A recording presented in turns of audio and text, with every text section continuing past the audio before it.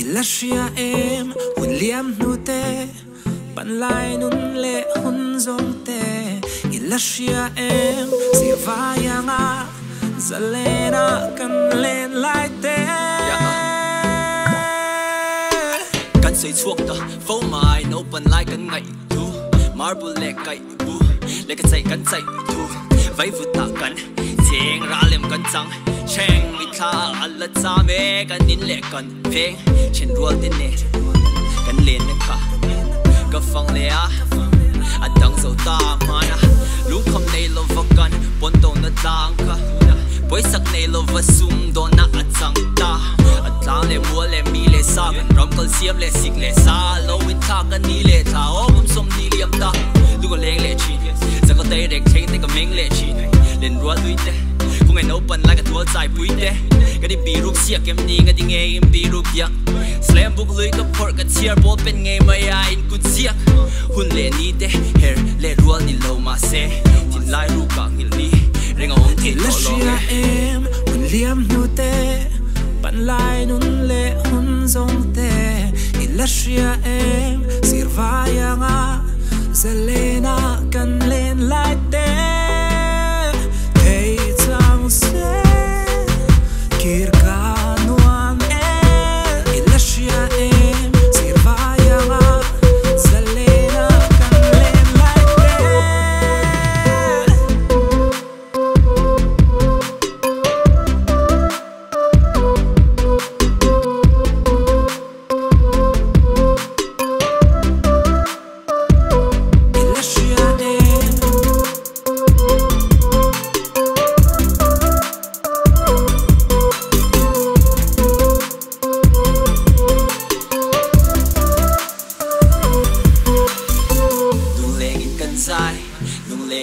zai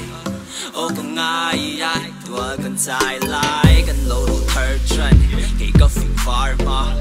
far dilemma in lat lang fal ma high school kan kai chen thar stars o kan mu fu thar nung kan chu lunch break kan mang trang kai mai kan chu exam don ba kin ril ha na kan nei ngai silo a chen and rock a chen hip hop a chen and emo man lai chang ta oh man lai chang ta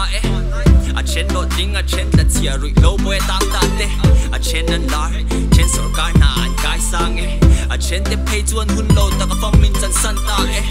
tu na song e le bar zon kan boy hey ha hui ha upat kan chak chin khamo hey ha hui ha hey ha hun le ni te her le ruan ni lo ma se tin lai ru ka ngil ni renga ong ke Ilashia em William nute ban lai nun le hun zong te Ilashia em sirvaya nga zalena kan len lai te hey tang se kir ka nuang el Ilashia em sirvaya nga zalena kan len lai te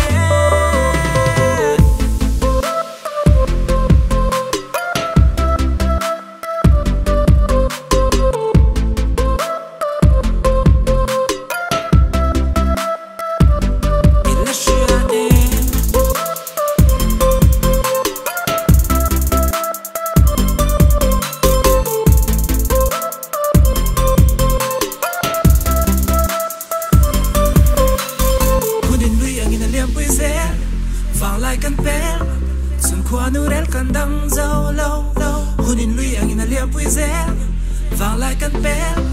sun khua nu rel kan dang zau Ilashia em William nute